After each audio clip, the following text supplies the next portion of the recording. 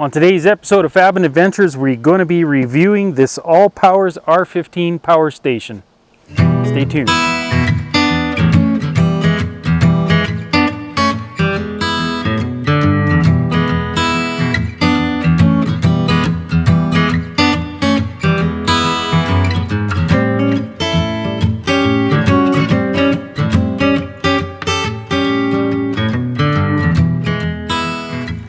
All right, welcome back to Fab and Adventures, guys. Today we are reviewing this Allpowers R15 1800 watt power station. And for those of you that might not know what these are, they're basically a 1800 watt generator without the noise of the gas engine, which has its place. I was really impressed actually with this machine and what you can do. You know, if you're camping and your neighbor's campsite, they have a generator and they like to have coffee at 7 o'clock in the morning, and they fire up their super loud generator, and I'm actually pointing to my cousin about that. And those loud generators wake everybody else up. You could just plug your coffee pot into this thing here, have your coffee nice and quiet, not waking nobody up. But anyhow, why it's dirty, it's dirty and used, is I just got back from a 3-day elk hunting trip, and we brought this along to power my fridge when it's not being powered by the truck. So when we're out hunting or overnight, this little generator station is powering my fridge and keeping all our drinks and food and whatnot cold. And it worked perfectly, no problems at all. It lasted the 3 days and 3 nights, to the point where I was thinking I should charge it. And the one problem I did find was I tried to plug this into my inverter back here that's running my fridge and charge the power station off my inverter and then bypass through and still run the fridge. But for whatever reason, my inverter maybe doesn't put enough power out to kick this charging system on to get this thing charging. But other than that, the thing works flawless. We plugged it in. I thought maybe there was something wrong with it, and we plugged it into the household current, and it started charging right away. So we have a 5 or 6 day jet boat elk hunting trip coming up, and I'll be taking this with me, probably take the fridge, and I'll also be taking the solar panel that they sent with me. It's a 200 watt solar panel, so we'll be giving that a try too. I've tried it out a little bit here at home, make sure it works. The best I seen was 134 watts that come out of this, but we're in the far north. It is September, so the sun is lower in the sky and everything, less hours of the day. And now we're getting closer to the end of September, so I mean, it is going to be what it is. What I'm going to show you is practical use of this machine. I'm not going to go through the loading it up like everybody else does. If you want to see more of the stats and what it can maximum output, you know, there's other channels you can watch for that. I know I've seen this thing handle 1900 watts on another channel and keep going and taking 1900 watts and keep outputting. So that's pretty impressive. I've seen another guy charge it to 80% in 45 minutes. I haven't tested it out myself, but I'll do that.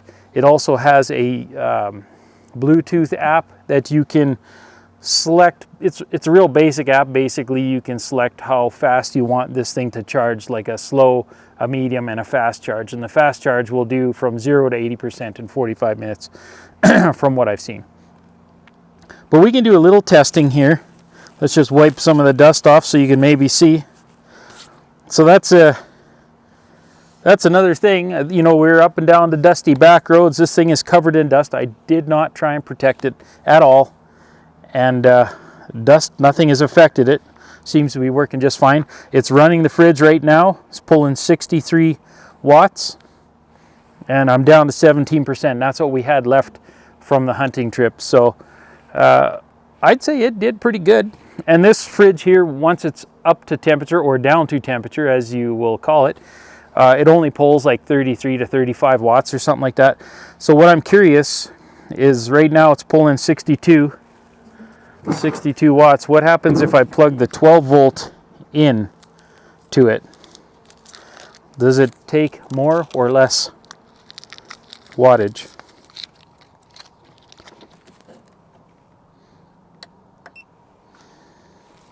It'll take a little bit for it to kick on. Right, it looks like it kicked in finally. The compressor on the fridge kicked in, and we're still pulling hard to try and get down to temp. It's only pulling 34 watts. So I'm guessing that I'm losing wattage by trying to run through this.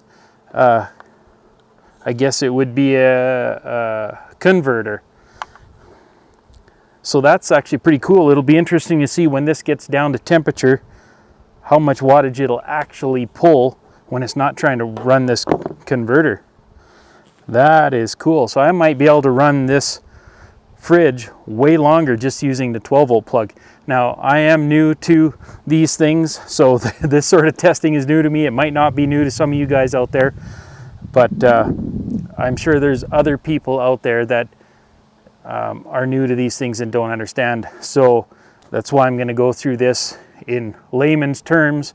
I don't know all the fancy words for, you know, all the specs and stuff on here, but I do understand wattage and amperage and all that stuff. So pretty interesting that we're running 33 watts now, as this thing's pulling up before, and it was 62 before running through this converter. Let me show you. Now, I lied. There, it's up to 60 now.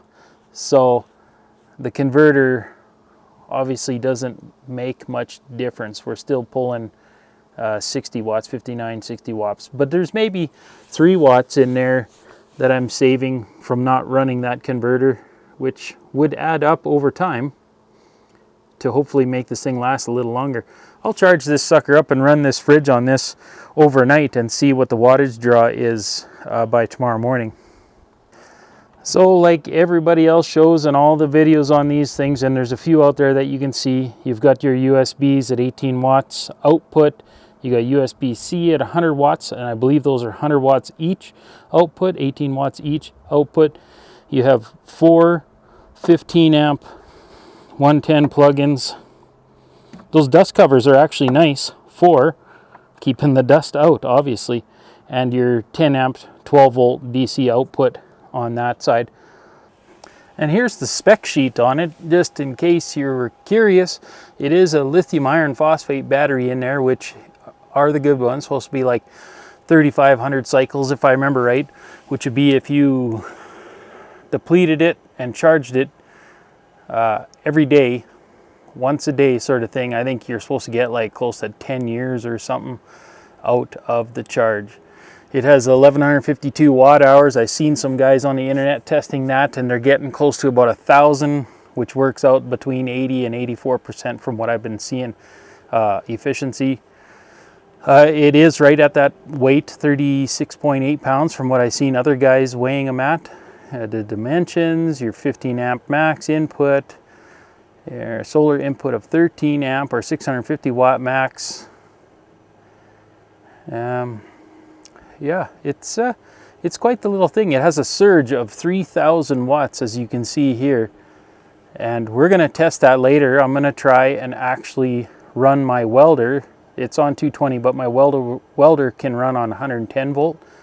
And so we're going to try and weld with using this power supply. We're going to run skill saw, some practical stuff that you would use, that you would actually use this power supply for. All right, so here's the first problem I've come across. The dust is making it so the door won't open. And it worked just fine before. You would just press this and let out, and it would pop out and it would open. Now it's not wanting to open. There we go. Not too big a deal, but the dust in there, too much dust is causing it to not pop open. So if you're like me and you use your stuff, that there's probably going to end up being a little bit of an issue, but a little bit of a cleaning, I'm sure, and this will work just fine. Okay, so let's test out this pass-through charging. So you're supposed to be able to plug this into 110 into here, charge, and run an appliance at the same time. And it's supposed to do an uninterrupted. If I was to pull this power, this unit should switch fast enough to keep my fridge running or electronics running without it going out. So if you had a computer running, it wouldn't shut the computer off. And you can watch lots of videos that guys show that. But we're gonna try it here and see if it'll keep my fridge running. All right, let's test. Hopefully you can see here, the fridge is on. And I'm gonna pull the 110 power off of this and we'll see if it keeps the fridge running. Yep, compressor stay running. So that's pretty cool, that works good. We'll plug that back in, keep on charging. It'll take a little bit, click, heard it solenoid click or whatever on there. Now she should be charging, the input is coming on.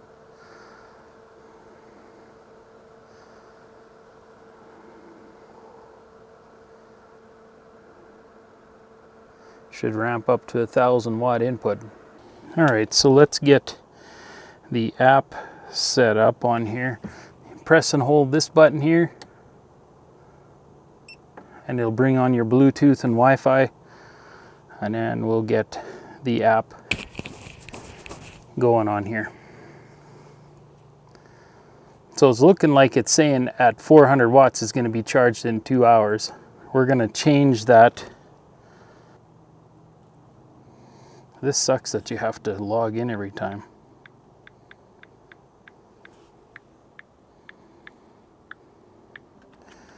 This won't work if you got no internet. You won't be able to log in and use this. You get your stupid code.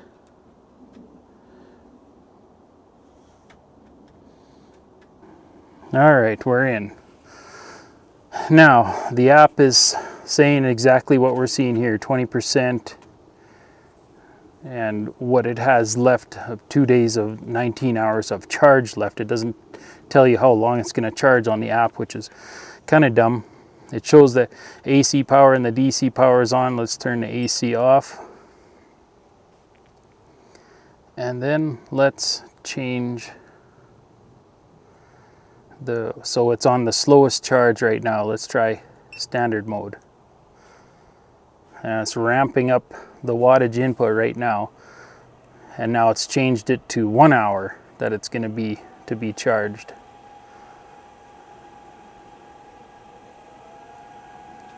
Makes a little more noise, the fan makes.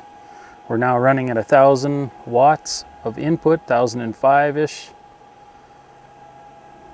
Says it's going to charge in an hour. Let's bump her up to fast mode.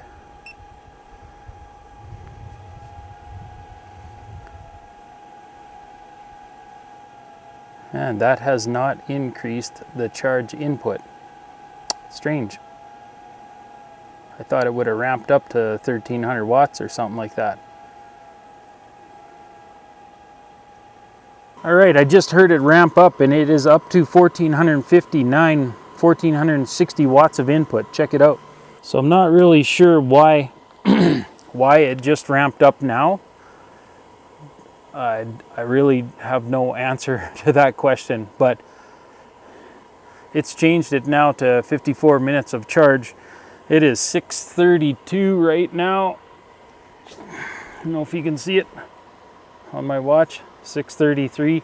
And you see right now the compressor is pulling 57 watts. So when the compressor runs on and off and on and off, that's going to skew this charge time. But now we're at 1,503 watts. 1,500 watts of input, that's what it's supposed to take, maximum, I believe. All right, we'll come back to it when she's all charged up. All right, so we just hit the 100%.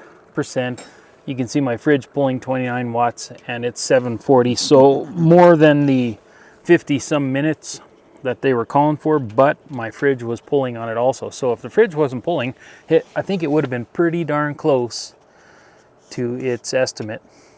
So what I'm going to do at 8 o'clock, I'm going to unplug it and I'm going to run the fridge all night, and we'll see what it is tomorrow before I leave for work at 7 o'clock.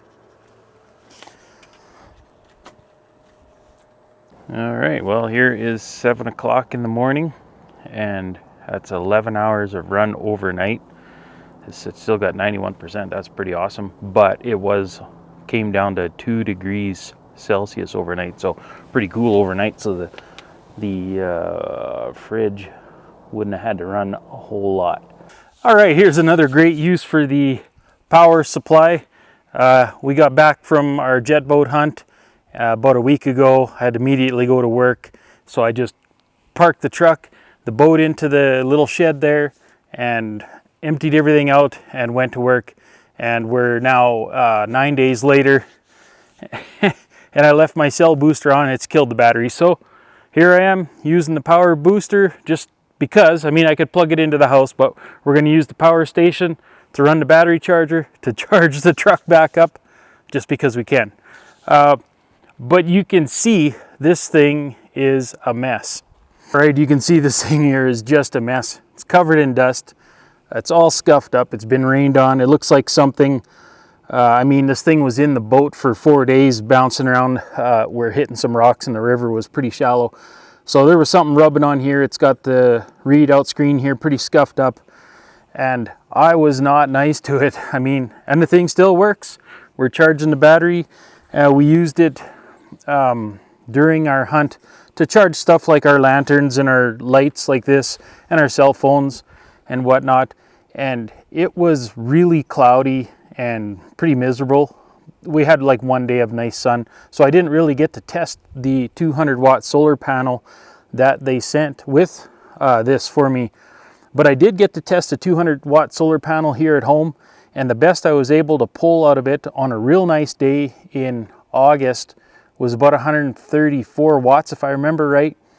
And later that day, we noticed some bulging, not really cracking, bulging, but I'll show you, I'll take a shot here and I'll show you what went on with the solar panel, but it still seems to be working and whatnot, but not impressed with seeing that after 1 day of use.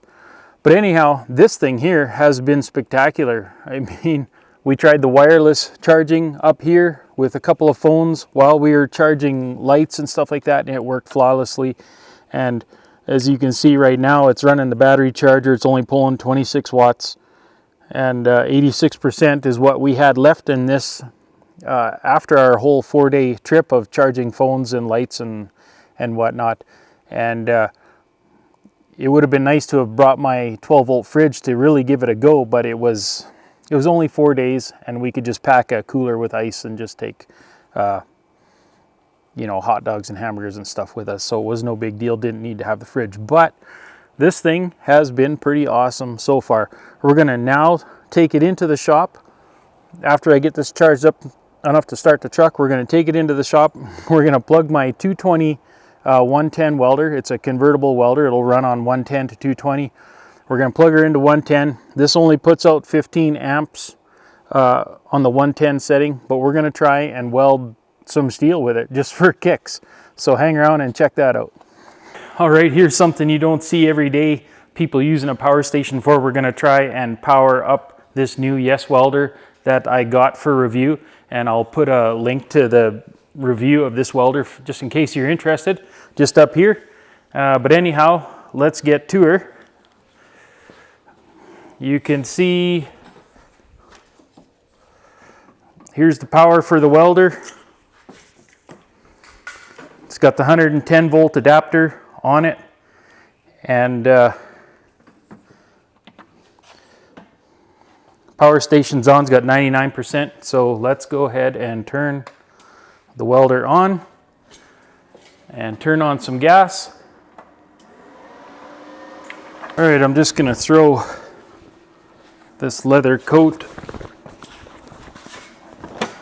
to block the machine from any sparking. And let's see what happens here.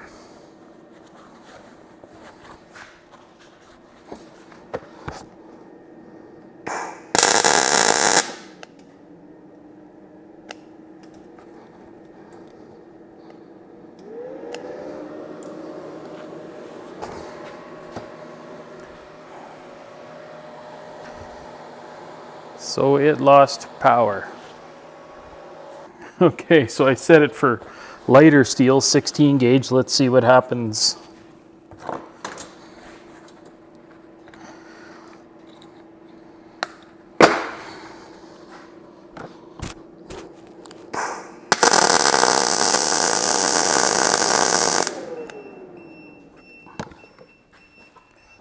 All right, so she keeps shutting down. I can't see why. We're just trying to weld 16 gauge metal. So let's see what happens here.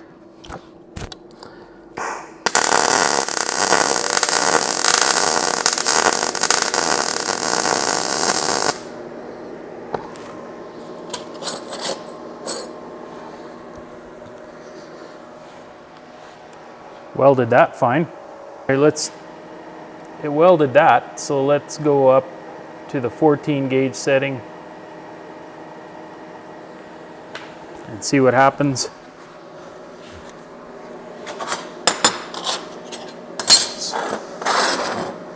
Find some similar steel of similar thickness. We'll put a little bitty gap in there.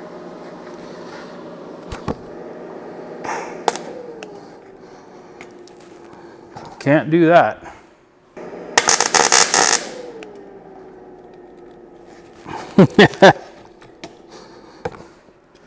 So it can't do that.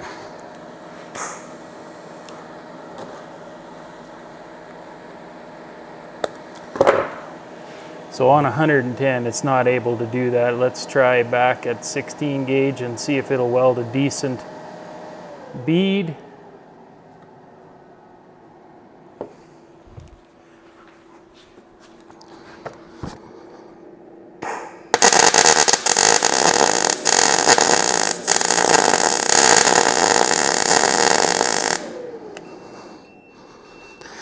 Nope.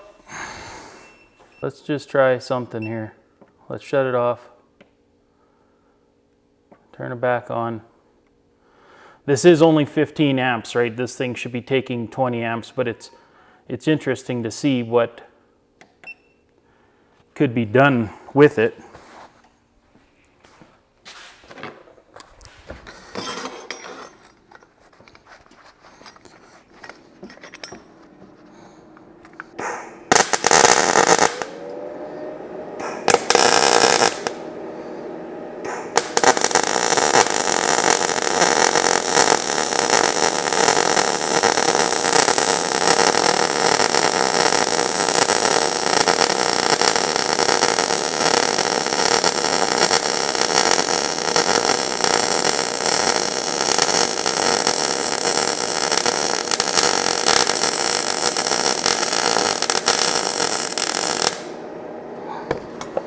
All right, so I did like a 3 or 4 inch bead.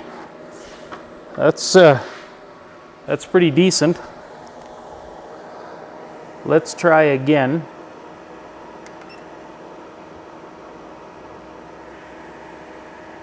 Now we just shut the power supply off here, obviously, and the welder went down, so let's shut this right off. Turn it back on. Turn this back on. Welder should come on. We'll set it for 14 gauge and we'll try again. That's like 12 gauge. Oh, let's try this one here. Let's see what happens. That's 12 gauge. Yeah. She just doesn't got the startup power for anything more than 16 gauge. All right, well, so you can see this 1800 watt power station is not a viable option to weld with anything more than 16 gauge metal on 110. But I did pull off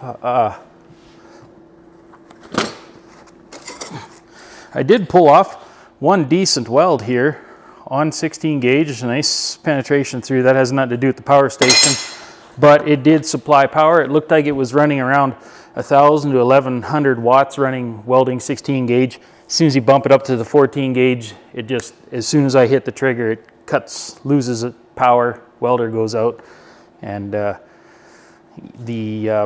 I don't know what you want to call it, but the switch here that turns on your 115 volt power banks here, it goes out and it's almost like it needs a restart.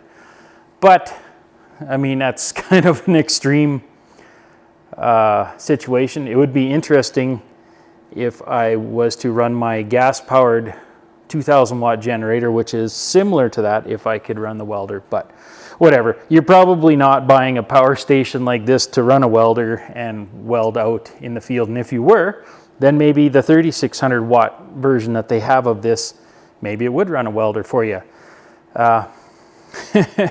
Pretty interesting. But you guys that have been following my channel, you realize that it is based on welding, fabrication, 4x4 content, outdoor jet boating sort of stuff.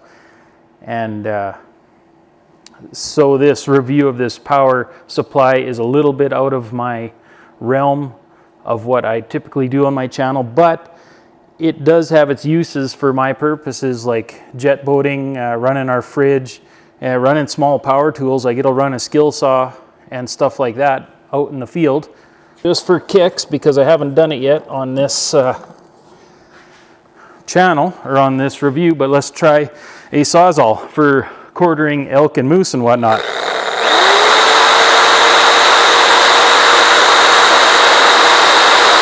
Yeah, no problem. It's only pulling 400 watts. So, I mean, something like that, it would be a total viable option. Let's shut this guy off so we don't got to listen to him.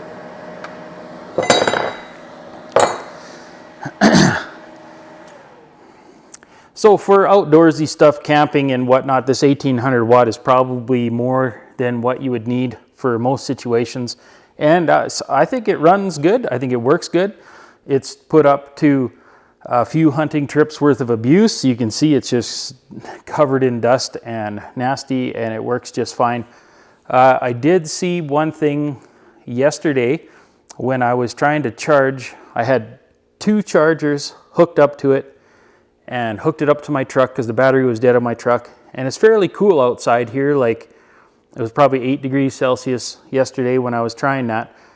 And it had 85% or something like that. And it was only pulling like 42 watts when I left there.